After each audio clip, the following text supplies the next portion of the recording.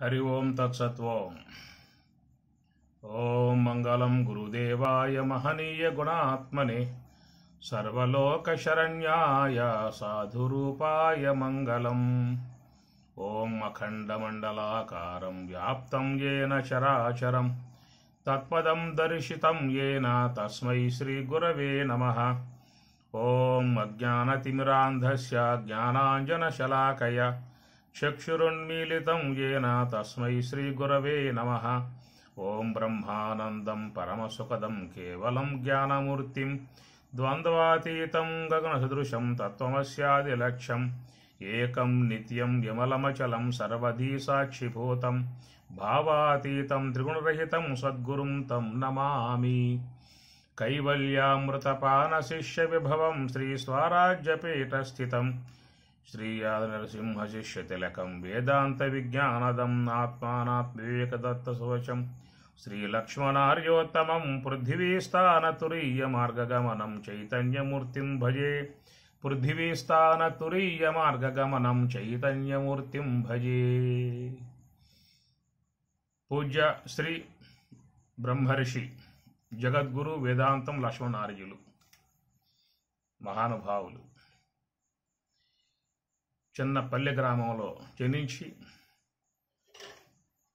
మరి తర్వాత కాలములో ఉపాధ్యాయులుగా కొంతకాలం పనిచేసి ఆధ్యాత్మికం పట్ల అపేక్ష ఉన్నటువంటి స్వామివారు భారత భాగవత రామాయణాది గ్రంథములు ఉపనిషత్తులను అధ్యయనం చేసి ఇంకా వాటి విషయాలు బాగా లోతుగా తెలుసుకోవాలి అనేటువంటి అపేక్ష గలవారై పరమ పూజ్యులు శ్రీ శ్రీ శ్రీ మరి నరహరి గురుదేవుల సాన్నిధ్యములో సమస్త శాస్త్రాల పరమార్థాన్ని అంతరార్థ సహితముగా అధ్యయనం చేసి అప్పటి కాలంలో బోధలు చాలా మరి నిగూఢముగా ఉండేవి, రహస్యంగా ఉండేవి. ఎంతో కాలం సేవ చేయిందే మరి మహాత్ములు ప్రబోధం చేసేవాళ్ళు కారు. అలాంటి ఇబ్బందులు ఎదుర్కొని రాబోయే కాలంలో ఎవరు ఇలాగా ఇబ్బంది పడకూడదు, అందరూ సులభంగా వాట్లను నేర్చుకోవాలి అనేటువంటి ఆకాంక్షతో స్వామివారు అక్కడి నుంచి ఆ ప్రబోధాలన్నీ కూడా దాపరికం లేకుండా పరమ రహస్యములుగా ఉన్నటువంటి అంశాలన్నిటినీ కూడా గ్రంథస్థం చేసి తర్వాత వారు అనేక గ్రామాలు పర్యటించి పల్లెలు పట్టణాలు గ్రామాలు పర్యటించి ఎంతోమందికి మహానుభావులు జ్ఞాన ప్రబోధం చేశారు, ఉపదేశాలు చేసి అందరినీ కూడా యోగ మార్గంలో పయనింపచేశారు. ఆ విధముగా పర్యటన చేస్తూనే మరియు మరో ప్రక్క సత్యాన్వేషిణి అనేటువంటి ఒక పత్రిక స్థాపించి తరొక్కరే చక్కగా రచిస్తూ గ్రంథ వాంగ్మయాన్ని రచిస్తూ అందరికి అందించారు. అశేషమైనటువంటి కృషి స్వామివారిది. అహర్నిశలు నిరంతరము అనుక్షణము కృషి చేసి మరి ఎన్నో గ్రంథాలకు వారు చక్కటి అర్థాన్ని అందించారు. భగవద్గీత శ్రీ స్వరాజ్య భగవద్గీత అనే పేరుతో చక్కటి అంశాలను వారు దాంట్లో అందిస్తారు. ఎన్నో శ్లోకాలకు సరైనటువంటి యొక్క భావాన్ని అందిస్తారు. ప్రతి శ్లోకానికి ఉత్పత్తులతో సహా చక్కటి జ్ఞాన విషయాన్ని అవలోకన అయ్యేట్లుగా అందించటము. భగవద్గీత, ఉపనిషత్తులు, బ్రహ్మసూత్రములు ఇట్లా ప్రస్థానత్రయంకి భాష్యం రాయటమే కాకుండా ఇంకా స్వీయ గ్రంథములు మొదటి నుండి బోధ, వేద రహస్యములు, సోహము, ముక్తి ఇత్యాది గ్రంథములు, గీతా మహాత్మ్యము, గాయత్రి, జీవమణి, ముక్తి సూక్తములు, గీతా మథనము, అనుభవామృతారణవము, సంభాషణలు ఇట్లా చాలా గ్రంథాలు స్వామివారు రచించారు. వారి జీవన విధానమే గొప్ప సాహిత్య మార్గంలో పయనించటం. రెండే వారి యొక్క మార్గాలు, ఒకటి బోధ, మరొకటి ధ్యానం. రెండు అంశాలు వారి గ్రంథాలు మనం దర్శించవచ్చు. ప్రధానముగా వారు చెప్పేటువంటి అంశము ధ్యానము చేయాలి. ధ్యానం వల్ల మనస్సు చక్కబడుతుంది, శరీర ఆరోగ్యం వస్తుంది, ఆత్మానందం ప్రాప్తిస్తుంది అనే విధానముగా వారు మరి జ్ఞాన ప్రబోధం అంతా కూడా సాధనలతో ముడివేసుకుని నడిచేటువంటి సాహిత్యం స్వామివారు అందించటం జరిగింది. ప్రధానముగా వారి సూత్రాలు కొన్ని ఉన్నాయి. ఆశలేని గురువు, అరలేని శిష్యుడు, బాధలేని బోధ, శ్రమలేని సాధన. ఇది వారి ఆశయాలు. ఎవరినీ కూడా రూపాయి అడిగేవాడు కాదు. ఉన్న దాంట్లోనే చక్కగా జీవనం చేసుకుంటూ లోకానికి ఆయన జ్ఞానాన్ని చక్కగా అందించారు. అట్లనే మరి 3 సంవత్సరములు మౌనవ్రతం తాడిపత్రిలో మౌనంగా ఉండి వారు తపస్సు చేశారు, గొప్ప తపస్సు చేశారు. ఆ తపస్సు నుంచే చాలా గ్రంథాలు లోకానికి వెలువడ్డాయి. ఎనిమల అనేటువంటి ప్రాంతంలో చాతుర్మాస్యం నిర్వహించటం, విధముగా దేశంలో పర్యటన చేస్తూ వారి నివాసం ప్రొద్దుటూరు శ్రీ స్వరాజ్యాశ్రమమునందు నివాసం ఏర్పాటు చేసుకుని ఈ విధముగా లోకానికి వారి సేవలు ఆధ్యాత్మిక రూపముగా అందించినటువంటి మహానుభావులు, బ్రహ్మర్షి, జ్ఞానస్వరూపులు, తత్వస్వరూపులు, నిర్వాణమూర్తి, మోక్ష నిర్వాణమును పొంది ఉన్నటువంటి, బ్రహ్మ నిర్వాణమును పొంది ఉన్నటువంటి మహానుభావులు. అట్టి గొప్ప జ్ఞానాన్ని ఇచ్చినటువంటి స్వామివారి బోధల నుండి కొన్ని అంశాలు మనం అధ్యయనం చేద్దాం. చాలా లోతుగా ఉండే అంశాలు, ఒక్కొక్క దాన్ని మనం అధ్యయనం చేద్దాము. వారు రాసిన గ్రంథాలు చాలా ఉన్నాయి. వాటిల్లో మనకి మౌలికముగా ఉన్న గ్రంథాలు కూడా దాంట్లో ఉంటాయి. ప్రధానముగా షట్చక్ర విచారం మీద స్వామివారు చక్కటి ఒక అవగాహన అందిస్తారు. ఈ షట్చక్రాలను మనం సాధారణంగా చూస్తూ ఉంటాం లోకంలో, ఫోటోల మీద చూస్తూ ఉంటాం. ఒక ఫోటో ధ్యానం చేసే ఫోటో వేసి అక్కడి నుంచి కింద నుంచి పై మూలాధార, స్వాధిష్టాన, మణిపూరక, అనాహత, విశుద్ధ, ఆగ్నేయ, సహస్రార అని చెప్పి ఇట్లాగా మనకి ఆ దేహం మీద చూపిస్తారు. మరి చాలా పుస్తకాల్లో ఆ విధంగా మీరు చూసుంటారు, ఫోటోల్లో కూడా ఆ విధంగా చూసుంటారు. యోగులు ధ్యానం చేసే విధానములో మూలాధారము నుంచి కింద నుంచి మూలాధార, స్వాధిష్టాన, మణిపూరక, అనాహత అనగా పాయు స్థలములో మూలాధారము, లింగ స్థలములో స్వాధిష్టానము, నాభి స్థలములో మణిపూరకము, వక్షస్థలం కాడ అనాహతము, కంఠమునందు విశుద్ధము, మృగటి మధ్యం అక్కడ ఆజ్ఞాచక్రము, పైన సహస్రారముగా చెప్పుకొచ్చే విధానాలు మనం చూస్తూ ఉంటాం. అయితే వాటి వివరణాత్మకమై ఉన్న అంశాలు మాత్రం మనకి ఏలువల్ల చాలా గ్రంథాలు మనం చూస్తూ జరుగుతుంది. కానీ ఎవరో కూడా వాటి విధానాన్ని, మౌలికంగా ఉన్న అంశాలని అందించే విధానం మనం ఎక్కడక్కడ చూడలేదు. అయితే స్వామివారు జగద్గురు వేదాంతం లక్ష్మణార్యులు మరి ఈ షట్చక్ర విచారం మీద ఒక పరిశోధనాత్మకమై ఉన్నటువంటి అంశాన్ని వారు మనకు అందిస్తారు. సహేతుకముగా ఉండే అంశాలుగా మనకి కనపడతాయి. చూసినట్లయితే మనం వాటిల్లో ముందుగా వారిచే రచింపబడేటువంటి గ్రంథాలు చాలా ఉన్నాయి. అయినా వాటిల్లో మనం కొన్నిటిని అధ్యయనం చేసే విధానంగా చేద్దాం. ముందుగా జీవమణి అనే దానికి పేరు పెట్టారు, షట్చక్ర విచారం. ఈ షట్చక్ర విచారం అనేటువంటి వాటి సంబంధ పద్యములు సీతారామాంజనేయ సంవాదము, దాంట్లో తారక యోగము నందు ఆంజనేయ స్వామి వారికి సీతమ్మ వారు బోధించేటువంటి బోధా విధానం. అక్కడ పద్యములు అనేటువంటి వస్తాయి. వాటిని ఆధారంగా చేసుకుని స్వామివారు మరి వాటిల్లో ఉన్న అంశాలను విశేషంగా ఉత్పత్తులతో కూడా చెప్పుకొచ్చే విధానం అనేటువంటిది ఉంటుంది. అందువల్ల మనం ముందుగా స్వామివారి రచనలలోని ఒకటై ఉన్నటువంటి జీవమణి అనేటువంటి పేరు కలిగి ఉన్నటువంటి గ్రంథం సానదీరణ జీవమణి అని స్వామివారు దానికి హెడ్డింగ్ ఇచ్చారు. దాంట్లో ఈ షట్చక్ర విచారం ప్రధానంగా ఉంటుంది. దాంట్లోని అంశాలను మనం ఒకటొకటి ఇక్కడ అధ్యయనం చేసే విధానం చేద్దాం. మొదటి చక్రం చూసినట్లయితే మూలాధార చక్రము, మూలాధార చక్రము, స్వాధిష్టాన చక్రము, ఆ తర్వాత మణిపూరక చక్రము, అనాహత చక్రము, విశుద్ధ చక్రము, ఆజ్ఞా చక్రము, సహస్రారములుగా వాటి పేర్లు. మొదటి చక్రానికి మూలాధారము అని చెప్పని అన్నారు. ఒక పదం అనేది ఉంది అని చెప్పనంటే ఆ పద సంబంధ అర్థం కూడా కలిగి ఉంటుంది. ఏ పదమైనా అర్థం లేకుండా ఉండే అవకాశం లేదు. అర్థ సహితమై ఉండేటువంటి పదములు. అందువల్ల స్వామిగారు ఆ పదాలను విడదీసి పదాలలో ఉన్న అర్థాన్ని వారు లోతుగా వారు అధ్యయనం చేసి మనకు అందించే విధానం మనకి గ్రంథంలో కనబడుతుంది. కనుక మొదటిది ఏంటంటే మూలాధార చక్రము. మూలాధార చక్రమునకు 4 దళములు. దాని శ్లోకం ఒకటి చెబుతాను మీకు, ముందు తర్వాత అర్థంలోకి వెళ్దాం. అట్లుగావున గుదస్థానంబున వాశాశాసావర్ణగంబై చతుర్దళయుక్తంబై తప్తకాంచన పుష్ప సన్నిబంబై మహీనిలయంబై ఘ్రాణాకారణంబై మూలాధార చక్రంబు రంజుల్లు నందు వినాయకునకు 6 నూర్లు హంసలు.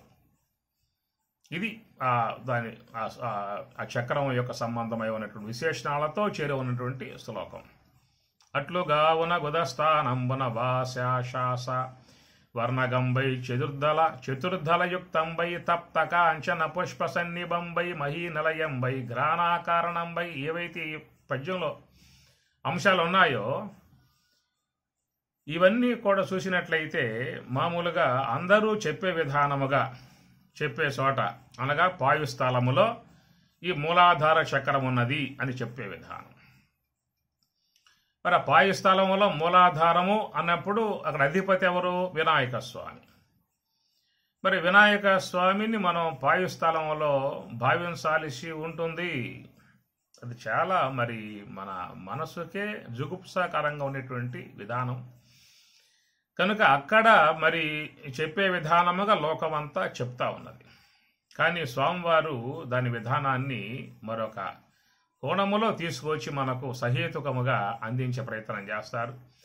కాబట్టి ఆ చక్రానికి అధిపతిగా వినాయక స్వామి, దాని దళములు 4 దళములు, తర్వాత వాశాశాస వర్ణములు, చతుర్దళములు, తప్తకాంచన పుష్ప సన్నిభంబు, మహీ నిలయంబు, ఘ్రాణా కారణంబు, ఎన్ని దాంట్లో విశేషణంగా వచ్చేటువంటివన్నీ కూడా మనం ఒక్కొక్క అంశాన్ని దాంట్లో దర్శించే ప్రయత్నం చేద్దాము. అయితే మూలాధార చక్రం అన్న మొదటిగా మనము ఆ చక్రానికి పేరు పెట్టి మహాత్ములు ఏమన్నారంటే మూలాధార చక్రము. దాన్ని విడదీసి ఏం వస్తుంది మనకు అర్థం? మూల ఆధారము అని వస్తుంది. మూల ప్లస్ ఆధారము. ఇక్కడ స్వామివారు ప్రశ్న వేశారు, దేనికి ఏది మూలం, దేనికి ఏది ఆధారం? మూల ఆధారం అన్నారుగా, దేనికి ఏది మూలము, దేనికి ఏది ఆధారం? ఇప్పుడు మూలము అని చెప్పి అన్నామంటే ఆ మూలం దేనికి మూలం అనే విషయం అక్కడ ప్రశ్న వస్తుంది. ఆధారము అన్నామంటే దేనికి ఆధారం అనే ప్రశ్న వస్తుంది. అందుచేత ఇక్కడ ఈ రెండింటి అంశాలను స్వామివారు సృష్టిస్తూ దాంట్లో ఉన్న మౌలికమై ఉన్న అంశాల మీద వారు అధ్యయనం చేశారు. మూలము ఇక్కడ ఏంటంటే ఈ శ్లోకంలో ఘ్రాణా కారణంబై మహీ నిలయంబై ఘ్రాణా కారణంబై అని ఆ శ్లోకంలో చెప్పడం జరిగింది. మహి అంటే భూమి, భూమి స్థలం ఇది. ఆకాశము, వాయువు, అగ్ని, జలము, పృథివీ అని చెప్పి ఈ పంచభూత స్థానాలు బ్రహ్మాండ విచారం అంటారు. పంచభూత స్థానములు. దీని సహేతుకముగా సశాస్త్రీయముగా ఉన్నటువంటి ప్రామాణికం ఏంటని చెప్పనంటే శారీరకోపనిషత్తు. శారీరకోపనిషత్తులో ఇక్కడ పంచభూతాల చెప్పుకొస్తారు. శ్రోత్రమాకాశే వాయో త్వక్కు అగ్నిచక్షు అప్సు జిహ్వా పృథివ్యాం ఘ్రాణమితి. ఇది ఉపనిషత్ ప్రామాణికం. పృథివ్యాం ఘ్రాణమితి పృథివీ స్థలం. ఎందుకంటే పృథివీ గుణం గంధం, గంధం గ్రహించే ఇంద్రియ ఘ్రాణం కాబట్టి ఘ్రాణ స్థలమే పృథివీ స్థలము అని చెప్పని. తర్వాత ఆ శ్లోకంలో కూడా ఘ్రాణ కారణంబై అన్నారు. మహీ నిలయంబై భూమి నిలయము, ఘ్రాణ మళ్ళీ సందేహం వస్తుందని చెప్పి ఉద్దేశంతో మహి అనేటి ఏం చెప్పనంటే మళ్ళీ భూమి కాడకు పోతారు. అందువల్ల భూమి అని చెప్పనే పదం వాడటమే కాకుండా ఘ్రాణ కారణంబై అన్నారు. ఘ్రాణం అంటే ముక్కు, శ్రోత్రం అంటే చెవి, తొక్కంటే చర్మము, నేత్రం అంటే కన్ను, జిహ్వాన్ నాలుక, ఘ్రాణం అంటే ముక్కు. శుద్ధంగా పదాలు అక్కడ దాంట్లో వాడటం జరిగింది. అందువల్ల పదాలను అనుసరించి స్వామివారి అర్థాన్ని ఇక్కడ చెప్పుకొస్తూ ఉన్నారు. ఘ్రాణ కారణంపై, ఘ్రాణ స్థలమునందే పృథివీ స్థలము, ఇదే భూమి స్థలము, ఇదే ఘ్రాణము. ఈ ఘ్రాణ స్థలమునందే ఉన్నటువంటిది మూలాధార చక్రము. అది ప్రధాన పాయింట్. కింద కాదు, పాయు స్థలం కాదు. పాయు అనేటువంటిది కర్మేంద్రియం. ఆ కర్మేంద్రియానికి జ్ఞానేంద్రియం ఘ్రాణం. కాబట్టి చాలామంది కర్మేంద్రియం దగ్గరికి పోయారు, కానీ అది ఎక్కడుంది? ఘ్రాణమునందున్నది. మూలాధార చక్రం ఉన్నటువంటిది ఘ్రాణమునందు, ఘ్రాణ కారణంపై. కనుక మనం ఈ చక్రం యొక్క స్వరూపాన్ని పూర్తిగా వినగలిగినట్లయితే దాంట్లో మనకందరికి కూడా ఇక్కడే స్థానము వినాయక స్వామిది, ఇదే మూలాధారము అని నిర్ధారణ ఏర్పడే అవకాశం ఏర్పడుతుంది. కాబట్టి మనం ముందు అనేక అంశాలు మెల్లగా చేసుకుందాం. ఒకేసారి చెప్పుకున్నా మనకు ఎక్కువ మనసుకి. ఒక్కొక్క అంశం అధ్యయనం చేద్దాం. ఈ పూట మూలము అధ్యయనం చేద్దాం. ఆధారం తర్వాత చూద్దాం. మూల ఆధారం కదా. అందువల్ల మూలము అనే పదానికి స్వామివారు చెబుతూ మూల యతీతి మూలం మూల ప్రతిష్టాయా అని ఉత్పత్తి ఇచ్చారు. ఎక్కడ కార్యమైన పాయురింద్రియము కారణమైన ఘ్రాణేంద్రియమున ఇమిడి ఉన్నది. కార్యమైన పాయురింద్రియము మలద్వారము, కారణమైన ఘ్రాణేంద్రియమున ఇమిడి ఉన్నది. పాయువున ఒక దళము, ఘ్రాణమునందు 3 దళములు కలిసి 4 దళములగును. స్థూల దృష్టితో పెద్దలు ఈ విషయాన్ని చెప్పుకొచ్చారని చెప్పి అన్నారు. కాబట్టి ఇక్కడ మూలము అన్నప్పుడు మూల యతీతి మూలం మూల ప్రతిష్టాయాం, ఇది ఉత్పత్తి. మూలయతి నిలుకడ కలిగి ఉండునది, ఇది మూలము.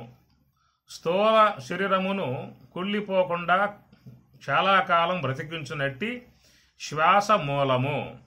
అన్నమయ కోశమును నిలకడగా జీవింపచేయు మార్పు నందించుచు నిలకడగా నిలిచి చాలా కాలము బ్రతికియుందుననే భావమును కలిగించు హంస మూలము అన్నారు. అందువల్ల ఇక్కడ శ్వాస అనేటువంటిది స్థూల దేహానికి మూలం. ఇక్కడ స్వామివారు ఇచ్చిన భావాన్ని మనం ముందు అనుకున్నాము. దాని విశ్లేషణ చేసుకుందాం. ఇక్కడ మూలయతి అయితే మూలం, మూల ప్రతిష్టాయ. మూలయతి అది మూలముగా ఉన్నది. ప్రతిష్ట అంటే నిలకడగా చేసింది, పడిపోకుండా నిలకడగా చేయటం ప్రతిష్ట అని చెప్పనంటే. అది మూలముగా ఉండి స్థూల దేహాన్ని నిలబెట్టింది.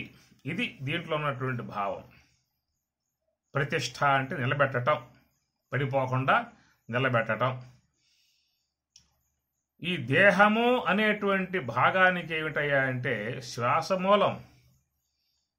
శ్వాస ఆశ్రయం లేకుండా ఈ దేహం నిలబడే అవకాశం లేదు. ఈ శరీరములో ఏ ఇంద్రియములు పనిచేసినా పనిచేయకపోయినా శ్వాస మాత్రం ముఖ్యముగా ఉండాలి. కాబట్టి ఈ ప్రాణశక్తి ఈ శరీరాన్ని ధరించి భరించి వ్యవహరింపజేసేదిగా ఉన్నది. ఎంత భారీ దేహమైనా కానీ అవలేలగా అది లెగ్స్ కూర్చుంటుంది, నడుస్తుంది, పరుగులు తీస్తూ ఉంటుంది. కారణం ఏంటి? శ్వాస ఉండబట్టి. ఒక ఏనుగు దేహమే తీసుకోండి. ఆ ఏనుగు దేహములో ఆ శ్వాస కనుక పోయిందని చెప్పి అనుకోండి, దాన్ని లేపాలంటే మనం ఎంతమంది కావాలి?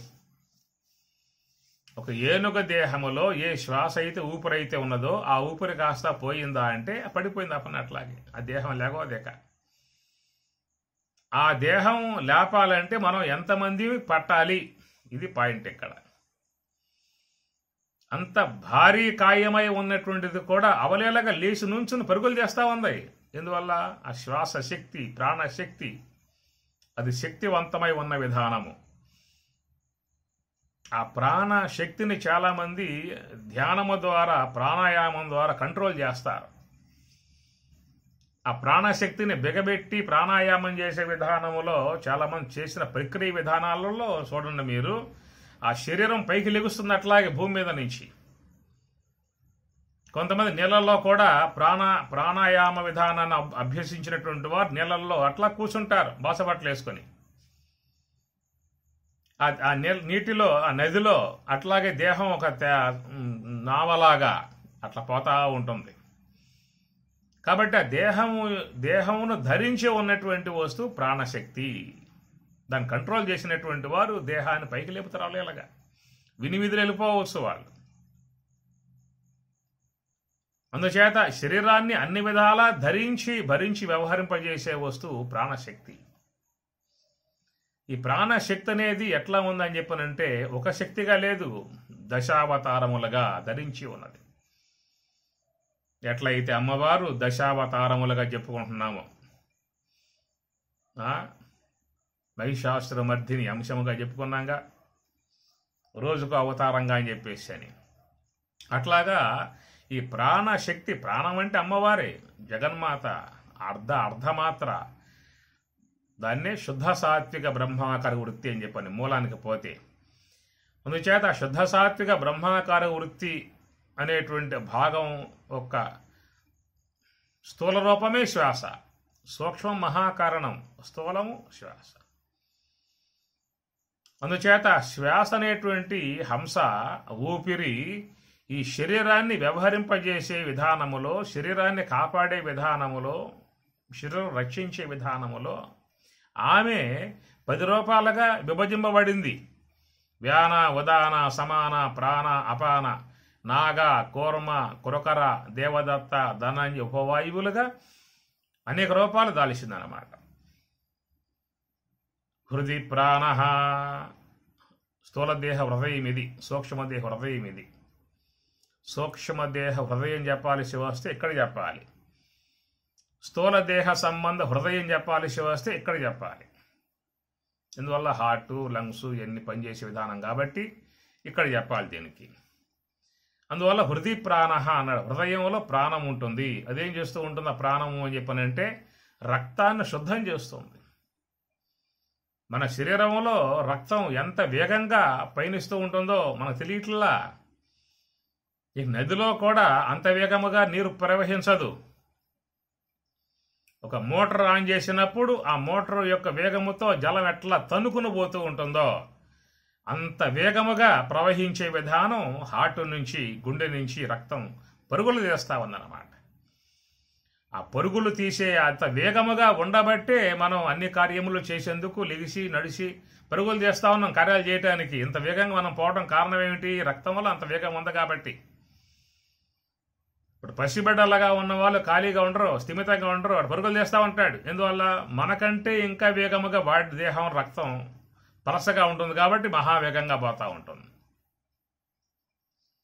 పెద్ద వయసు అయిన తర్వాత 50 దాటిన తర్వాత రక్తంలో కొంచెం మందతనం ఏర్పడుతుంది కాబట్టి అది ఇక దాని ఫోర్సు వేగము తగ్గుతుంది కనుక ఇక అంత వేగంగా మనం పరిగెత్తలేము. ఇక కూర్చోందామా అనిపించే పరిస్థితి ఏర్పడుతూ ఉంటుంది. కనుక హృది ప్రాణ, ఆ ప్రాణం అనేటువంటిది హృదయములో ఉండి శరీరాన్ని లోపల రక్తాన్ని శుద్ధం చేసే ప్రక్రియ అది వహించిందన్నమాట. మనం ఈనాడు ఎంత తేజోవంతముగా, కళావంతముగా, ఆరోగ్యవంతముగా మనం జీవించి చక్కగా ఉన్నామంటే కారణం ఏంటి చెప్పండి? లోపల ఆ మహాతల్లి, ఆ శుద్ధ సాత్విక బ్రహ్మాకార వృత్తి, మహాకారణ స్వరూపిణి హంస రూపముగా ఉండి ఆమె ప్రాణరూపముగా వచ్చి ఇదంతా చేయబట్టి మనం ఈనాడు మనం ఏ ఇబ్బంది లేకుండా సకల వ్యవహారాలు చేసుకుంటూ ఉన్నాం. హాయిగా తిన్నామా, పడుకున్నామా, లేచామా, మాట్లాడుకున్నామా, సినిమాలు చూసుకున్నామా, మనం ఏవో చూసుకుంటూ ఉన్నాం, విలాసవంతంగా జీవిస్తూ ఉన్నాం. కానీ లోన చేసే వర్క్ మనకు తెలియట్లా. కాబట్టి హృదయ ప్రాణ, ఆ ప్రాణం అనేటువంటి హృదయంలో ఉండి రక్తాన్ని శుద్ధం చేస్తూ ఉన్నది, పరుగులు తీస్తూ ఉన్నది. హృది ప్రాణ అన్నారు. గుదే అపాన, అపాన వాయువు కింద గుదస్థలములో ఉంటుంది, పాయుస్థలములో ఉంటుంది. ఆడది వండి పని చేయబట్టి మనం తీసుకున్నటువంటి ఆహారం జీర్ణమై ఆ దేహానికి శక్తి ప్రసరించినప్పుడు, రసాలన్నీ కూడా పంపిణీ జరిగినప్పుడు వ్యానవాయువు ద్వారా ఆ జీర్ణమైనటువంటి ఆహారం నుంచి రసాలన్నీ స్వీకరించి ఏ నాడీ మండలాలకు పోవాలో ఎన్ని నాడీ మండలాలు? 72,000 నాడీ మండలాలు. ఈ 72,000 నాడీ మండలాలకు ప్రవహించే విధానముగా ఈ వ్యానవాయువు అనేటువంటిది అది చేస్తుందా పని. ఎక్కడెక్కడ ఏ రసాలు ఉత్పత్తి అవుతూ ఉంటాయో అవన్నీ ఎక్కడికి పోవాలో అవన్నీ తీసుకుని పరుగులు తీస్తూ పంచే విధానం వ్యాన సర్వ శరీరగహ అన్నాడు. వ్యాన సర్వ శరీరగహ, అంతటా వ్యానవాయువు వ్యాపకమై చేస్తూ ఉంటుంది. ఆ ప్యాంక్రియాస్ ద్వారా ఉత్పత్తి అయ్యేటువంటి ఇన్సులిన్ అనేటువంటి ద్రవం తీసుకువచ్చి మనం తిన్నటువంటి ఆహారం జీర్ణమైనప్పుడు చక్కెరగా మారిపోతే ఆ చక్కెరగా మారి ఉన్నటువంటి పదార్థంలో ఇన్సులిన్ అనేటువంటి ద్రవం తీసుకువచ్చి దాంట్లో పడేయటం కారణముగా అది రక్తముగా మారే విధానం ఏర్పడుతుంది. చాలా మందిలో ఈ ప్యాంక్రియాస్ అనేటువంటి యంత్రం పనిచేయటం మానుకోవటం కారణముగా దాని ద్వారా ఇన్సులిన్ అనేటువంటి ద్రవం ఉత్పత్తి అయ్యే అవకాశం లేదు. కాబట్టి ఏ పదార్థం అయితే జీర్ణం అవుతుందో చక్కెరగా మారిపోతుందో అది తిరిగి మరి రక్తంగా మారటానికి అది పనిచేయట్లేదు. కాబట్టి ఆ ద్రవం ఉత్పత్తి అవ్వటం లేదు. కాబట్టి మనం ఏం చేస్తున్నామంటే ఇంజక్షన్ల ద్వారా లోపలికి ఇన్సులిన్ అనే ద్రవాన్ని పంపిస్తూ ఉన్నాం. కొంతమంది బిళ్ళలతోనే పంపిస్తారు. అది కూడా దాటిపోతే ఇంజక్షన్లు పొడిసే లోనకు పంపించాల్సి ఉంటుంది. పంపిస్తేనే తిన్న ఆహారం రక్తంగా మారే విధానం ఏర్పడుతుంది.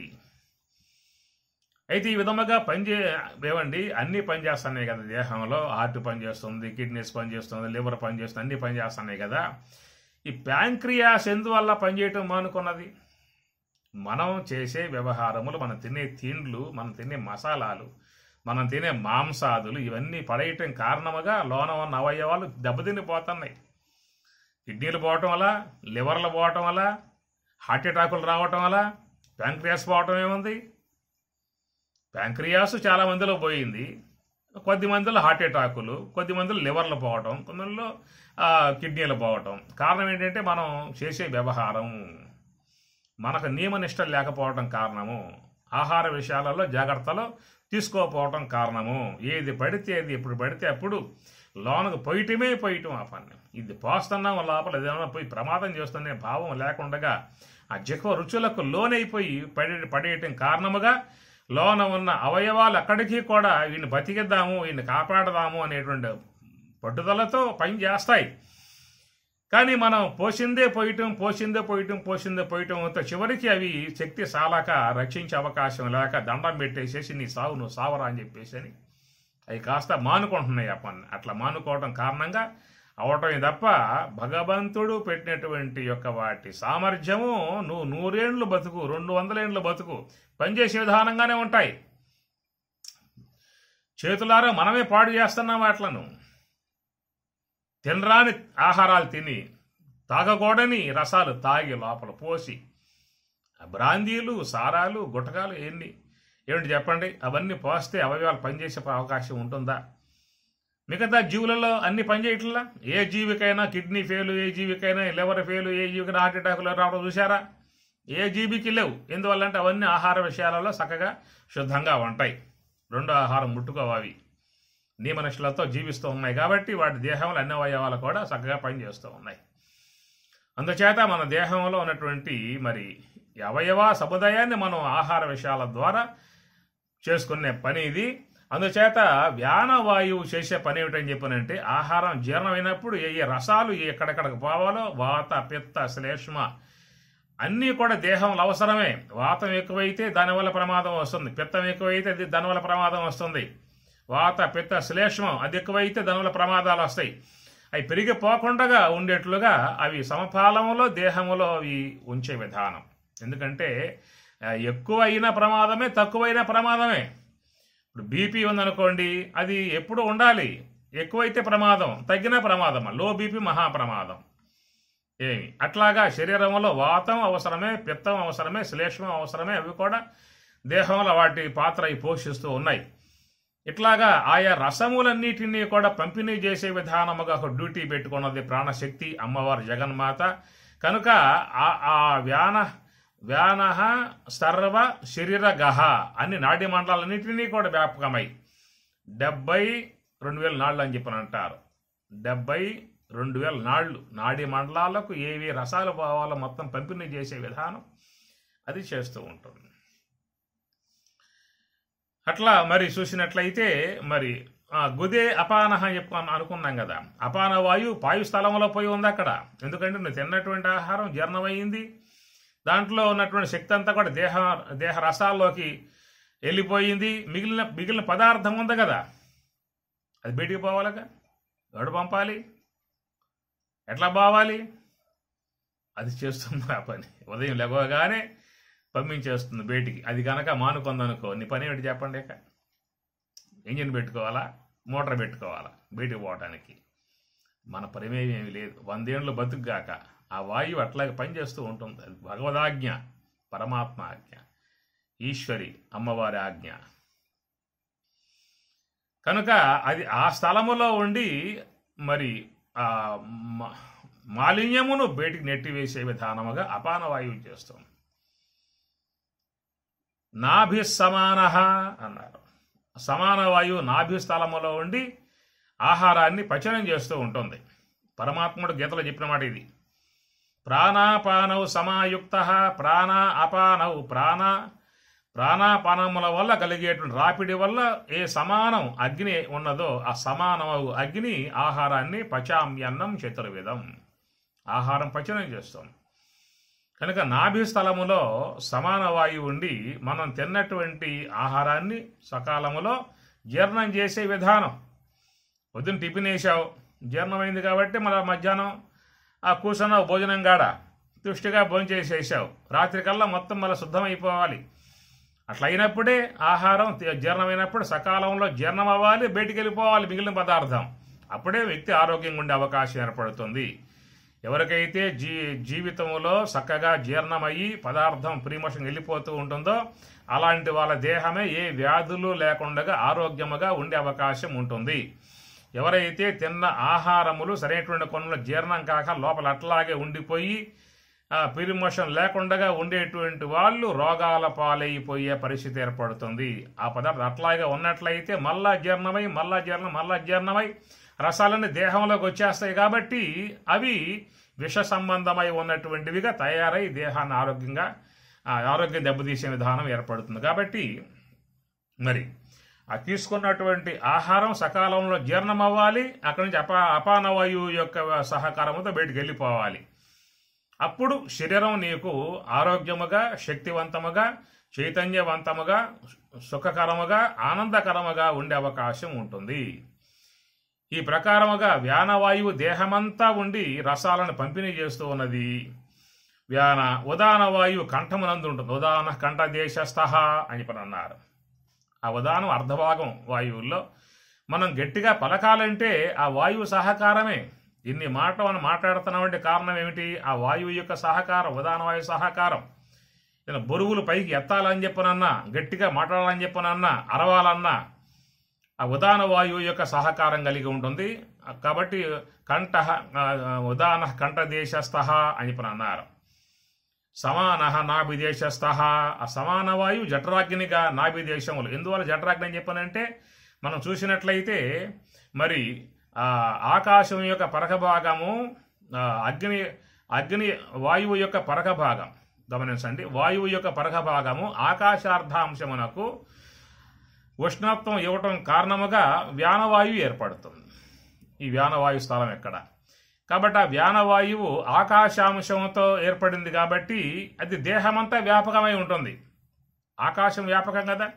ఆకాశం వ్యవకాశస్య ఆకాశం వ్యాపితం చేత్తు ఆకాశస్య గుణశబ్ద అని చెప్పేమాట.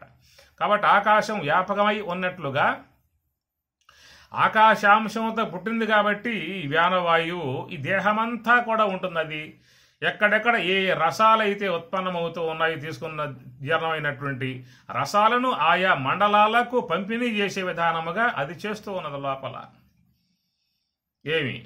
అట్లనే వాయువు యొక్క పరక భాగము మరి అగ్ని అర్ధాంశమునకు చలనత్వం ఇవ్వటం కారణముగా పుట్టింది సమాన. ఈ సమాన వాయువు అనేటువంటిది అగ్ని అంశంతో పుట్టింది. అగ్ని అంశంతో పుట్టింది కాబట్టి సమాన నాభిదేశస్థ, ఆ సమాన నాభిదేశములో ఉండి మనం తిన్నటువంటి ఆహారాన్ని జీర్ణం చేస్తుంది. అది ఎందువల్ల? అగ్ని అంశంతో పుట్టిందిగా. అగ్ని అంశతో పుట్టింది కాబట్టి మన యొక్క ఈ ఆహారాన్ని జఠరాగ్ని రూపకంగా ఉండి పచనం చేసి భస్మం చేసేస్తుంది అన్నమాట. దాని పని అంతవరకే, మిగతా పెట్టుకోదు. అగ్ని అంశ కాబట్టి దగ్ధం చేసేట అంతవరకే. ఏదన్నా రాని, ఏదన్నా పడినాయి, దాన్ని కాల్చిపారేయటమే. అదే ప్రకారముగా మరి వాయువు యొక్క పరక భాగము జలార్ధాంశమునకు చలనత్వం ఇవ్వటం కారణముగా పుట్టింది ప్రాణవాయువు అన్నమాట. కాబట్టి ప్రాణవాయువు అనేటువంటిది ఆ జలాంశం వల్ల పుట్టింది. కాబట్టి మనం ఎప్పుడూ కూడా నీటిని దేహానికి అందించాలి. నీరు త్రాగకపోయామా ప్రాణం పోతుంది. ఎవరైనా బంధువులు ఇంటికి వస్తే ముందేం చేస్తాం? నీరు ముందు చేతికిస్తాం, నీరు తాగమని చెప్పని అంటాం. అందువల్ల ఆహారం కొంచెం 2-3 పూట్ల ఆలస్యమైన పర్వాలేదు, కానీ నీరు పోకపోయింది అంటే ప్రాణం ఉండదు. ఎందువల్ల ప్రాణం అనేది జలాంశం వల్ల పుట్టింది. కాబట్టి మనం ఎప్పుడు నీ శరీరంలో ఆ నీరుని అందిస్తూ ఉండాలి. 2 పూట్ల ఆహారం పెట్టకపోయినా పర్వాలా. ఎందుకు అనుకున్నాము అని చెప్పానంటే ఈ దేహమంతా అన్నమే కదా, అన్నమయ కోశం, దేహమంతా అన్నమే. ఒక్కొక్క దేహం 40 కేజీలు ఉన్నది, 50 కేజీలు ఉన్నది, 70 కేజీలు ఉన్నది దేహాలు అన్నమాట. అంటే 70 కేజీలు అంత అన్నమే. అందువల్ల మనం ఆహారం పెట్టకపోతే ప్రాణశక్తి ఈ దేహంలో ఉన్న భాగాలు తీసుకుంటుంది. అప్పుడు అందువల్ల కొవ్వు కరిగిపోతుంది, దేహం తగ్గిపోతుంది, పలసబడిపోతారు, సన్నబడతారు ఎక్కువ రోజులు భోంచేయకపోతే. ఎందువల్లంటే ఈ దేహమే అన్నమయ కోశం కాబట్టి ఈ దేహము అన్నాన్ని అది భుజించే విధానంగా ఉంటుందన్నమాట. కాబట్టి దేహం ఇంత ఉంది కాబట్టి పర్వాలేదు 2 పూట్ల భోంచేయకపోయినా, నీరు అది తీసుకోపోయాము అని చెప్పనంటే ప్రాణం నిలబడే అవకాశం ఉండదు. కాబట్టి ప్రాణానికి నీరు మనం అందిస్తూ ఉండాలి. అది అట్లాగా ఆ నీరు తీసుకుని రక్తాన్ని శుద్ధం చేసే విధానమే హృది ప్రాణ, హృదయం నందు ప్రాణం ఉండి ఆ విధంగా అది చేసేటువంటి పని. అట్లనే జలం యొక్క పరగ భాగము పృథివీ అర్ధాంశమునకు చలనత్వం ఇవ్వటం కారణముగా పుట్టింది అపానవాయువు. పృథివీ అంశం వల్ల ఏర్పడింది కాబట్టి అపానవాయువు అదేం చేస్తుంది? ఆ పృథివీ స్థలంగా ఉన్నటువంటి పాయు స్థలములో ఉండి ఈ పృథివీ సంబంధమై ఉన్నటువంటి ఆహారములు, కాయగూరలు, పండ్లు, పప్పు దినుసులు, ధాన్యములు ఇలా లోన పోస్తున్నాం కదా.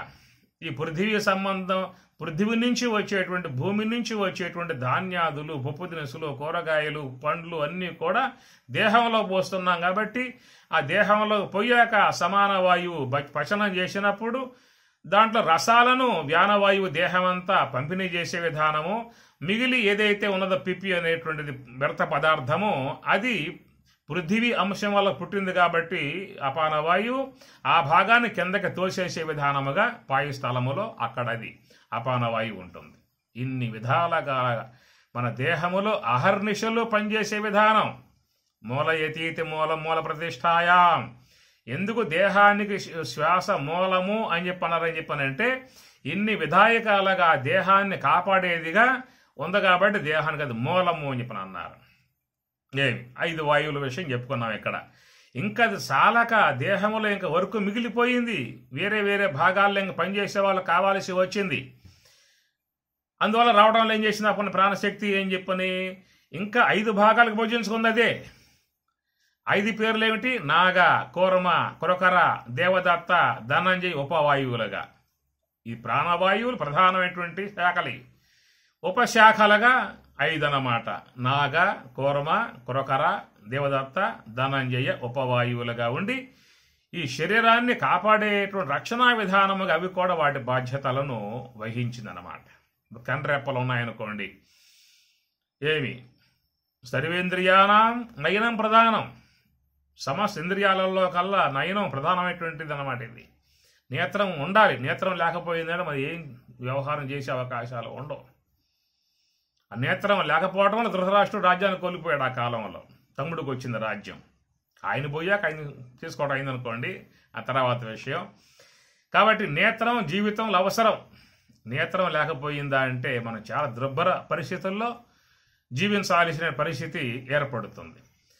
అట్లాగా సమస్త విశ్వ పదార్థాలను విషయం చేయగలిగేటువంటి అద్భుతమై ఉన్నటువంటి నిర్మాణాత్మకమై ఉన్నటువంటిది ఒక నేత్రం, అద్భుతమైనటువంటి సృష్టి. దాంట్లో నుంచి వచ్చేటువంటి యొక్క చూపు ఎంత లెక్క పయనిస్తుంది, ఖగోంతరాలలో పోతుంది, నక్షత్ర మండలాలకు పోతుంది, అంత లెక్క కూడా పోగలిగి చూడగలిగేటువంటి దృష్టి దీంట్లో భగవంతుడు పెట్టాడు. ఎవరయ్యింది, ఏదయ్యింది, దేనికోసం అన్నది అన్ని విషయాల్లో కూడా నేత్రం మనకి సహకారముగా నిలబడి ఉన్నటువంటి వస్తువు కాబట్టి ఆ నేత్రాన్ని కాపాడుకోవాలనేటువంటి ఒక ప్రక్రియ భగవంతునికి కలిగింది కాబట్టి ఆ నేత్రముల మీద రెప్పలు పెట్టాడు స్వామివారు. ఆ నేత్రములను శుద్ధం చేసే ప్రక్రియ మనకి ఎట్లయితే కారుపోతున్న పైన పైపర్ ఉంటుంది, ఎట్లా ఆడుతూ ఉంటుంది, నీరు పడుతూ ఉంటుంది, తుడి చేస్తూ ఉంటుంది, అది మనం చూస్తూ ఉంటాం కారులో పోయేటప్పుడు. ఆ ప్రకారముగా ఈ గాలిలో చేరి ఉన్నటువంటి ధూళి కణాలు ఏవైతే ఉన్నాయో అవి కంటి మీద పడతా ఉంటాయి, వచ్చి మనకు కనబడవు ధూళి కణాలు. ఆ ధూళి కణములు వచ్చి పడతాయి కంటి మీద. మరి పడ్డప్పుడు వాటిని ఎవరు శుద్ధం చేయాలి? ఎవరికి పట్టిన పని మనం చేయగలుగుతామా? మన వల్ల అవుతుందా? కాబట్టి పరమాత్మ అనుకున్నాడు, మనం వాడికి శ్రమ పెట్టద్దు, వాడికి ఎన్నో పనులు ఉంటాయి, ఎన్నో వ్యవహారాలు ఉంటాయి, ఈ పని పెడితే వాడు మళ్ళీ ఇబ్బంది పడే పరిస్థితి ఏర్పడుతుంది అని చెప్పన్న ఉద్దేశంతో స్వామివారే ఆ కార్యక్రమాన్ని తలబెట్టి అక్కడ ఒక వాయువుని పెట్టేసేసాడు, ఉపవాయువుని పెట్టేసేసాడు. పెట్టడం కారణముగా ఎన్నిసార్లు రోజు మొత్తం మీద రెప్పలు కిందకు దిగుతూ ఉన్నాయో, పైకి లెగుస్తూ ఉన్నాయో చూడండి. కన్ను రెప్ప నువ్వు వాడించటం వల్ల నీ వల్ల కాదు, నువ్వు వాడించే పనిగా పెట్టుకుంటే మాత్రం అలసిపోతావు, నువ్వు గంటలు అలసిపోతావు. ఉదయం లేచింది మొదలు పడుకోపోయేదాకా ఎన్నిసార్లు అది కొట్టుకుంటూ ఉందో పైకి కిందకి, నీ ప్రమేయమే లేదు. అది భగవత్ నిర్మాణంలో ఒక వాయువుకి అని అప్పచెప్పేసేసాడు. ఆ వాయువు ఆ పని చేసుకుంటూ ఉన్నది. అయితే ఈ కనురెప్ప అనేటువంటిది కంటికి అతుక్కుపోయే పరిస్థితి ఉన్నది. ఆ పరిస్థితి ఉన్నది కాబట్టి అది రాకుండా ఉండటానికై భగవంతుడు ఏం చేశాడు, ఆ కనురెప్పల మీద సన్నటి చాలా సూక్ష్మంగా ఉండేటువంటి జలధారలు, పైపులు అన్నమాట, పైపులు అంటాక జలధారలు సన్నగా సూక్ష్మముగా జలధారలు ప్రవహించే విధానముగా పెట్టే విధానం చేశాడు. కాబట్టి ఆ కంటికి రెప్ప అతుక్కుపోకుండా ఉన్నది. ఆ జలధారను ఉత్పత్తి కాకపోయిందా అంటే అంటుకుపోతుంది కన్నుకి రెప్ప. గమనించండి, ఎప్పుడైనా మీకు కొన్ని భయాలు ఏర్పడ్డప్పుడు, చెమట పోసినప్పుడు, ఎండల్లో ప్రయాణం చేసినప్పుడు నోరంతా ఎండిపోతుంది, నోరు పిడస కడుతుంది, మాట్లాడే అవకాశం ఉండదు, నాలుక ఆడదు, ఎమ్మటి నీరు కాస్త పోస్తే మళ్ళీ ఎమ్మటే తద్దుమనుగు చేసుకునే అవకాశం ఉన్నది. మన నోటి ఎందు కూడా మూర్ధము నుంచి జలం ఊరుతూ ఉంటుంది, దాన్ని మూర్ధ జలము అని చెప్పని అంటారు. ఆ మూర్ధము నుంచి జలం లాలాజలం ఊరుతూ ఉంటుంది కాబట్టి అక్కడ నాలుక కూడా మంచిగా అన్ని విధాల తిరుగుతూ అన్ని మాటలు మాట్లాడే విధానంగా ఉన్నది. అలాలా జలం ఊరకపోయిందని చెప్పనంటే నాలుక అతుక్కుపోతుంది, పిడసగట్టుకుపోతుంది, మాట్లాడే అవకాశాలు ఉండవేక. ఒకవేళ ఎప్పుడైనా భయాదుల చేతను ఎండన పడి రావటం కారణంగానో ఏదైనా సందర్భాలలో ఈ నోట్లో ఉన్నటువంటి లాలాజలం ఆరిపోవటం లాంటిది ఏమన్నా ఉంటే ఉండొచ్చేమో కానీ ఈ కంటిలో ఉన్నటువంటి ఆ లాలాజలం మాత్రం ఎప్పుడూ కూడా జీవిత పర్యంతం అది ఆరిపోయే విధానమే లేదు. ఒకవేళ ఆరిపోయిందనుకో ఈ మెడకు చెంబేసుకోవాలి, మనమే నీరు తీసుకుని దోట్లో పోసుకొని రెప్ప పైకి ఎత్తి కొట్టుకుంటూ ఉండాలి, గంటకోసారి అరగంటకోసారి. ఆరిపోయిందనుకో అతుకుపోతాయి కంటికి. మనకు ఆ ప్రమాదం లేకుండా కాపాడే విధానముగా భగవన్ నిర్మాణంలోనే ఒక ఉపవాయువు చేసేటువంటి పని అది చేస్తూ ఉంది. కండ్రెప్పల మీద పడేటువంటి ధూళి కణాలని ఎప్పటికప్పుడు తుడిసివేసే విధానముగా చేసే పని అదొక ఉపవాయువు అన్నమాట. ప్రధానముగా ఉన్నటువంటి ప్రాణవాయువులు దేహం అంతా ఉండి అవి చేస్తూ ఉన్నాయి, ప్రధాన మేనుగా ఉన్నటువంటివి అన్నమాట. ఇవన్నీ చిన్న చిన్న పనులు కాబట్టి ఇవి కూడా పెద్ద పనులే, చిన్న పనులేని పెద్ద పనులే. అయినా కానీ ఆ పనులు వేరే వాట్ల విధానంలో అప్పచెప్పడం జరిగిందన్నమాట. అదే ప్రకారంగా మనం ఎన్నో పదార్థాలను భోంచేస్తూ ఉంటాం. ఈ భోంచేసే విధానాలలో ఏమవుతుందని చెప్పంటే కొన్ని లోనకు పోకుండా కొన్ని మెతుకులు లాంటి కొన్ని కణాలు కంఠమునందు నిలిచిపోతాయి. నిలిచిపోయినప్పుడే ప్రమాదం చేసే అవకాశం ఏర్పడుతుంది. కాబట్టి అవి ఒక తుమ్ము ద్వారా దాని నుంచి మొత్తం బయటకు వచ్చి పడిపోయేట్లుగా చేసే విధానము అదొక వాయువు.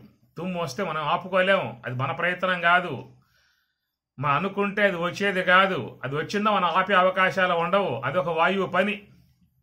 కాబట్టి ఆ తుమ్ము ద్వారా ఆ కంఠనాళములలో చేరుకుపోయి ఉన్నటువంటి ఆ కణజాలమంతా కూడా మొత్తం బయటికి కొట్టేస్తుంది అనమాట. లేకపోతే ఏమవుతుంది, థ్రోట్ క్యాన్సర్ లాంటి కొన్ని చెబుతూ ఉంటారు మన వాళ్ళు. అలా ప్రమాదాలు వచ్చే అవకాశం ఏర్పడుతుంది. కాబట్టి అక్కడ మిగిలిపోయి ఉన్నటువంటి భాగాలని నెట్టివేయటానికి ఒక వాయువు డ్యూటీ వహించింది అక్కడ. ఆ ప్రకారంగానే ఆ ఉదర కోశములో చేరిపోయేటువంటి కొన్ని ఆ గాలులు ఏవైతే ఉన్నాయో మరి అవన్నిటినీ కూడా ఒక్కసారిగా బయటికి పోసే విధానము ఒక ఆవలంతగా వచ్చేస్తాయి. మనకు ఒక ఆవలంత చేసామనుకో బాగా గట్టిగా, లోన ఉదరములో ఉన్నటువంటి గాలులన్నీ మొత్తం బయటకు వచ్చి పడిపోతూ ఉంటాయి. కాబట్టి ఈ ప్రకారముగా అహర్నిశలు మన శరీరములో ఈ వాయువులు అనేటువంటివి పనిచేస్తూ ఉన్నాయి. కాబట్టి మన ఈ శరీరము ఇంత మంగళకరముగా, పూజ్యవంతముగా, తేజోవంతముగా, కళ్యాణవంతముగా ఉండే విధానం కలిగి ఉన్నది. ఏనాడైతే వాయువు కాస్త తప్పుకున్నదో, పంచవాయువులు తప్పుకున్నాయో, ఆ శరీరాన్ని మనం ఏం చేయాలి? కొడుకు ఎక్కడ అమెరికాలో ఉన్నాడు, రష్యాలో ఉన్నాడు, ఆ ప్లేట్ టికెట్ బుక్ చేసుకోవాలి, వాడు రావాలి, దిగాలి, ఎక్కడ తల కొరుగు పెట్టాలని చెప్పానంటే అట్లా ఉంటుంది ఆ దేహం. ఒక్క పూట కల్లా మొత్తం స్మెల్ వచ్చేస్తుంది, ఐస్ పెట్లో పెట్టేస్తారు. ఒక్క పూటలోనే దేహములో ఎంతో మార్పులు వచ్చేస్తున్నాయి. అలాంటి మార్పు ఎప్పుడో ఉన్నదాన్ని కాపాడుకుంటూ తీసుకొచ్చింది ఈ శ్వాస. ఒక్క పూట శ్వాస లేకపోతే 2 పూటల్లో ఆ దేహంలో కలిగేటువంటి ఏ మార్పులు అయితే ఉన్నాయో ఆ మార్పులు ఇప్పుడు ఉన్నాయి. కానీ అవి రాకుండగా, ఆ విధానం రాకుండగా అనుక్షణం దాంట్లో వాటి యొక్క పాత్ర వహించి ఆ శరీరంలో ఉత్పన్నమయ్యేటువంటి కణజాలాలను ఎప్పటికప్పుడు బయట పోషేస్తూ ఉన్నది, శ్వాస ద్వారా పోషేస్తూ ఉన్నది. ఈ శ్వాసే కాదు, ఈ శరీరం మొత్తం రంధ్రాలే, రోమం ప్రతి రంధ్రమే రంధ్రాలు. కాబట్టి మనకి సమ్మర్లో, వేసవికాలం జలం అంతా కారుతూ ఉంటాయి దేహం అంతా కూడా చెమట రూపకంగా. అంటే లోన ఉన్న మాలిన్యములు ఈ చెమట రూపకంగా బయటికి పోషేస్తూ ఉంది. ఆ వాయువు ఉబ్బగిడిచి లోపల ఉన్న వాయువు బయటికి పోషేస్తుంది అన్నమాట. కాబట్టి సమ్మర్లో బాగా చెమట పోయటమే ఆరోగ్యం. మనం ఏసీ రూమ్లో పడుకుంటాం, అందువల్ల బయటికి పోకపోవటం వల్ల మాలిన్యములు అట్లా మిగిలిపోయి అనారోగ్యానికి హేతు అయ్యే అవకాశం ఉంటుంది. కాబట్టి ఈ దేహమంతా రంధ్రాలే, అన్ని రంధ్రాల నుంచి లోన ఉన్నటువంటి మాలిన్యములు బయటికి పోతా ఉంటాయి. ఒక శ్వాస వెంబటే పోవటమే కాకుండా బయటకు వచ్చే శ్వాసను ఏమన్నాం? బొగ్గు పులుసు వాయువు అన్నారు, కార్బన్ డైఆక్సైడ్. లోనికి పోయే వాయువు ప్రాణశక్తి. అనగా మంచి గాలి లోనకు పోతుంది, లోనకు పోయాక లో నుంచి వచ్చే గాలి చెడు గాలి అని చెప్పి అన్నాం. కారణం ఏంటి? ఈ శరీరములో అంత భాగాలు ఎప్పటికప్పుడు బ్యాక్టీరియా సంబంధ కణజాలం ఉత్పన్నమవుతుంది. కాబట్టి ఎప్పటికప్పుడు ఊడ్చి బయట పోస్తా ఉన్నాయి. పొయ్యబట్టే మనం ఈనాడు ఈ దేహం ఎంత కళావంతముగా, ఆరోగ్యవంతంగా జీవించే అవకాశం ఏర్పడింది. అహర్నిశలు అనుక్షణము చేసేటువంటి విధానం ఉంది కాబట్టి దేహం ఎట్లా ఉంది. అవి గనక పక్క తొలిగాయా అని చెప్పానంటే ఒక్క పూటలో మార్పు వచ్చేస్తుంది. మూలయతీతి మూలం మూల ప్రతిష్టాయాం, అది మూలముగా ఉన్నది. ఆ ప్రాణశక్తి, మహాశక్తి, మహాకారణ స్వరూపిణి, అర్ధమాత్ర స్వరూపిణి, శుద్ధ సాత్విక బ్రహ్మాకార వృత్తి మూలముగా ఉండి ఆమెయే శ్వాసరూపముగా సంచారం కలిగి ఆ శ్వాసయే 5గా విభజింపజేసుకుని 5 స్థానాలలో దేహములో ఉండి దేహాన్ని కాపాడే విధానముగా ఉండి ఇంకా వర్క్ సాలకపోతే ఇంకా ఉపవాయువులుగా తానే విభజింపబడి ఏకోహం భవిష్యాం అన్నట్లుగా నాగా, కోరమ, కురకర, దేవదత్త, ధనంజయ వాయువులు విభజింపబడి అన్ని విధాల దేహాన్ని కాపాడే విధానముగా ఉన్నది. శరీరములో ప్రాణశక్తి ఈ విధముగా అన్ని అవయవాలను శుద్ధం చేసి కరక్షించి కాపాడే విధానమే కాకుండా శరీరములో పనిచేసేటువంటి సకల అవయవములకు ఆజ్ఞ ఇచ్చింది మహాకారణ స్వరూపిణి. అందువల్ల ఈ శ్వాస ఉన్నంత కాలం శరీరములో పనిచేసే భాగాలు కూడా పనిచేస్తూ ఉండాల్సిందే. దేహం జీవించి ఉండాలని చెప్పానంటే దేహం జీవించి ఉండటం అనేది ప్రధాన అంశం. కాబట్టి ఆ దేహం జీవించి ఉండాలని చెప్పానంటే శరీరంలో కొన్ని భాగాలు ఎప్పుడు పనిచేస్తూ ఉండాలి. హార్ట్, లంగ్స్, కిడ్నీస్, లివరు, ఇవన్నీ చాలా, ప్యాంక్రియాస్, చాలా అవయవాల్లో మనకు తెలిసిన ఇంతవరకే చాలా భాగాలు, ఇవన్నీ కూడా నిరంతరముగా అవి పని చెయ్యాలి. ఆ పని చేసే విధానం అనేటువంటిది ప్రాణశక్తితో ముడివేసింది మహాకారణ స్వరూపిణి, ఇలా భగవదాజ్ఞ. ఆ విధముగా శరీర భాగాలు ఏవైతే ఉన్నాయో అవన్నీ కూడా నిరంతరం పనిచేయాల్సిందే. అయితే సూక్ష్మదేహ సంబంధమై ఉన్నటువంటి ఇంద్రియాలకు మాత్రం విశ్రాంతి అనేది ఉన్నది. అవి పగలల్లా పని చేయవచ్చు, రాత్రల్లా విశ్రాంతిలో పడి ఉండవచ్చు. అక్కడ మాత్రం ఛాయిస్ ఉన్నది. కానీ ఈ శరీర విషయం వచ్చినప్పుడు పగలు లేదు, రాత్రి లేదు, పని చేస్తూ ఉంటామే. ఆ విధముగా అహర్నిశలు పనిచేసే విధానముగా దేహములో ఉన్నటువంటి భాగాలను శాసించింది ఈ ప్రాణశక్తి. ఆ ప్రాణశక్తి 5 రకాలుగా విభజింపబడి ఈ దేహాన్ని కాపాడుతున్నది. ఉపవాయువులకు ఏర్పడి ఈ దేహాన్ని కాపాడుతుంది. కాబట్టి ఏ విధంగా చూసినప్పటికీ కూడా శరీరానికి మూలం శ్వాస. ఇది స్వామి చెప్పిన మాట, లక్ష్మణారుల బోధ. మూలాధారం అని చెప్పుకుంటున్నాం కదా, చాలామంది పదాన్ని వాడుతూ ఉంటారు. మూలాధారము గుదస్థానంలో ఉన్నది అంటాడు. అసలు మూలం అంటే ఏమిటిరా, ఆధారం అంటే ఏమిటి, అదంతా అడగవద్దు.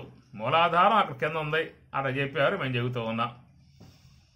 ఈ విధముగా అనిశ్చితముగా లోకంలో వస్తున్నటువంటి ఒక వరవడి. కాబట్టి ఏంటంటే ఇక్కడ మూలాధారము అన్నప్పుడు ఆధారం అంటే ఆధారే ఆద్రియతే లింగ శరీరం అత్ర ఆధార అనేది 2వ అంశముగా తీసుకుంటాం అక్కడ. ఇప్పుడు దాంట్లో పోను. కాబట్టి ఇక్కడ మూలము అన్నప్పుడు మూల ప్లస్ ఆధారము. కాబట్టి మూలము అని చెప్పి అన్నప్పుడు ఏంటని చెప్పానంటే ఈ శరీరానికి మూలముగా ఈ శ్వాస ఉన్నది. దేనికి ఏది మూలము అనుకున్నాక తొలిలో ఈ దేహానికి మూలం శ్వాస. శ్వాస ఉన్నది కాబట్టే దేహం ఉన్నది. దేహం ఉంది కాబట్టి శ్వాస ఉందా? శ్వాస ఉంది కాబట్టి దేహం ఉందా? శ్వాస ఉంది కాబట్టి దేహం ఉన్నది. శ్వాస ఆగిందా దేహం లేదేక. ఏమి శ్వాస ఆగితే దేహం లేదేక, దేహం కుళ్ళిపోతుంది, మొత్తం అన్ని భాగాలు వెళ్ళిపోతున్నా పనే. గగనంబు మన్ను కలిసి మంట మంట, గగనంబు గగనంబు అని అన్నాడు వేమన. అట్లాగా శరీరం యొక్క లోపల భాగాలన్నీ కూడా పృథ్వీలోకి, జలభాగం జలంలోకి, అగ్ని భాగం అగ్నిలోకి, వాయు భాగం వాయువులోకి వెళ్ళిపోతాయి మళ్ళీ అక్కడి నుంచి. కాబట్టి జీవుడు ఆ పాపాల సముదాయంతో వాడి దారి వాడు చూసుకుని వెళ్ళిపోయే విధానం ఉంటుంది. అందుచేత ఇక్కడ మూలాధార చక్రము చెప్పుకుంటున్నాం కాబట్టి ఆ మూలాధార చక్ర విధానములో మూలము అనే అంశం వరకు ఇప్పుడు మాట్లాడుకున్నాం మనము. కనుక దేహానికి మూలం శ్వాస అని చెప్పని అన్నారు జగద్గురు వేదాంతం లక్ష్మణార్యులు శ్రీ స్వరాజ్యాశ్రమం పొద్దుటూరు. ఆయన బోధ అద్భుతంగా ఉంటుంది. ఇంక ముందు మనం పోతే చాలా విషయాలు మనకి గోచరించే అవకాశం ఏర్పడుతుంది. ఆ మహానుభావుడు ఉత్పత్తులతో కూడా మనకి ఆయన మౌలికమై ఉన్న అంశాలు దాపరికం లేకుండా మొత్తం కూడా అందించిన విధానము మనం చక్కగా స్వామివారి యొక్క బోధా విధానములో మరి పైనిద్దాము. ఒక్కొక్క అంశాన్ని చూద్దాం ఎంత లెక్క మరి ఆయన పలికిస్తాడో స్వామివారు. అంత ఆయన బోధ కాబట్టి ఆయన బోధ ఆయనే పలకాలి, మనం పలికేది ఏముండదు ఎక్కడ. ఆయన చెప్పినట్లుగా పోతన పలికెడిది భాగవతమాట, పలికించి రామభద్రుడు అని చెప్పి అన్నాడు. అట్లాగా సద్గురుమూర్తి లోపల ఆ జగన్మాత సద్గురుమూర్తి సర్వేశ్వరుడు వాళ్ళు ఆ మాటలు రావాల్సి ఉంటుంది. కాబట్టి ఆ మహానుభావుడు యోగ సమాధిలో ఉండి ఆ యోగ సమాధి అనుభవాన్ని పొంది ఆ అనుభవముతో మనకి భావాలను ఆయన అందించాడు. అందువల్ల వీటిని ఏమంటారు, సమాధి భాష అంటారు. ఈ బ్రహ్మ విద్య అంతా కూడా సమాధి భాష. వ్యవహార భాష అంటే మనం మాట్లాడుకునే మాటలన్నీ కూడా. పారలౌకిక భాష అంటే పురాణాల భాష అంటే పారలౌకిక భాష. సమాధి భాష అంటే మనస్సుని శ్వాస వెంబటే పెట్టి నివృత్తి మార్గంలో పయనించి ఆ మార్గంలో పయనించి యోగ సమాధిని పొందినప్పుడు కలిగేటువంటి అనుభవం ఉన్నదో ఆ అనుభవాన్ని తీసుకొచ్చి మళ్ళా లోకంలో అందించే భావాన్ని సమాధి భాష అనేటువంటి పేరుగా చెప్పుకొచ్చే విధానము. అలాంటి భావాలు చాలా లోతుగా ఉండే భావాలు మనం చెప్పుకుంటున్నాం ఇక్కడ. కాబట్టి ఇక్కడ చెప్పుకుంది మనం మూలాధార చక్రం యొక్క అంశంలో ప్రవేశించాం. చాలా అంశాలు దీంట్లో మనకి వెలువడే అవకాశాలు ఉంటాయి. మూలము అని చెప్పి అన్నప్పుడు మూల యతీతి మూలం, ఉత్పత్తి రాసుకోండి కావాలంటే మీరు. మూల యతీతి మూలం, మూల ప్రతిష్టాయాం. మూల యతి ఇది మూలం, అది మూలముగా ఉన్నది అని అర్థం ఒకటి. మూల ప్రతిష్టాయాం, అది మూలముగా ఉండి స్థిరముగా ఉండి శిథిలం లేకుండా స్థిరముగా ఉండి ప్రతిష్టాయాం దాని ఆశ్రయంలో ఏదైతే ఉన్నదో దేహము, ఆ దేహాన్ని ప్రతిష్ఠ చేసే విషయంలో అది నిమగ్నమై ఉన్నది. ఎలాంటి విధానములో అది పతనం కాకుండా, శిథిలం కాకుండా, కుళ్ళిపోకుండా, అశుభాన్ని పొందకుండా, అశుద్ధం కాకుండా, స్మెల్ రాకుండా మంగళకరముగా ఉండే విధానముగా శ్వాస ఉన్నంతకాలం దేహము మంగళకరము, పూజ్యవంతము, తేజోవంతము అన్ని విధాలా ఉంటుంది. ఆ శ్వాస కనుక పోయిందా అంటే ఎవరు కూడా దేహాన్ని ముట్టుకోరు, ఎదురుపోరు, అశుభం అని చెప్పని అంటారు. ఒకవేళ బంధువులు ఎక్కడ అమెరికాలో ఉన్నా, రష్యాలో ఉన్నా కూడా ఈ మైలు అక్కడ దాకా పోతుంది, పట్టుకుంటుంది పోయి. వాళ్ళు ఏమంటారు, అక్కడ అమెరికాలో ఉండి మాకు సూతకం వచ్చిందా అని చెప్పని అంటారు వాళ్ళు, అశుభము అని.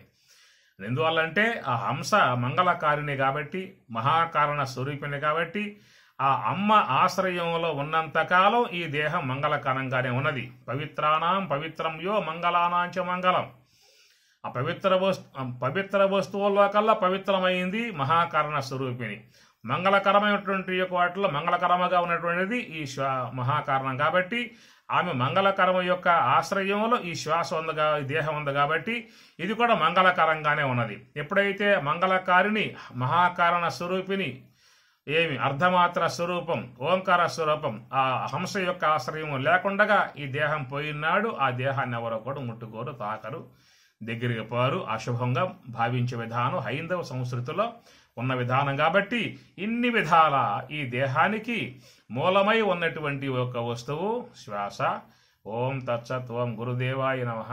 లక్ష్మణార్యాయ నమః. హరి ఓం తత్సత్. ఓం.